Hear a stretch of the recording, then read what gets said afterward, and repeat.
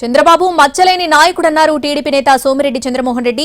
YCP హయాంలో కక్ష సాధింపుతో చంద్రబాబుపై ఎన్నో తప్పుడు కేసులు పెట్టారని, అందుకే అవేవీ నిలబడలేదన్నారు. చంద్రబాబుపై పెట్టిన మద్యం పాలసీ కేసును హైకోర్టు కొట్టివేసిందని, దీనికి జగన్ ఏం సమాధానం చెబుతారని నిలదీశారు సోమిరెడ్డి చంద్రమోహన్ రెడ్డి. ఒక మద్యం కేసు, ఒక స్కిల్ డెవలప్మెంట్ కేసు ఏమైనా తప్పుడు కేసులు పెడితే బాబు గారు పారిపోలే. ఒకటి ఫైబర్ నెట్ తప్పని రుజువైపోయింది, కేసు పెట్టడమే అన్యాయమని. ఇప్పుడు మద్యం కేసు, అసలు మద్యం కేసు, మద్యం లిక్కర్ పాలసీ బిట్వీన్ 2014 అండ్ 19, 2014 నుంచి 19 వరకు అమిత ట్రాన్స్పరెంట్. ఈ దేశంలో ఏ బ్రాండ్ అయినా ఇక్కడ ఇష్టం వచ్చింది సెలెక్ట్ చేసుకొని కొనొచ్చు కన్జ్యూమర్స్.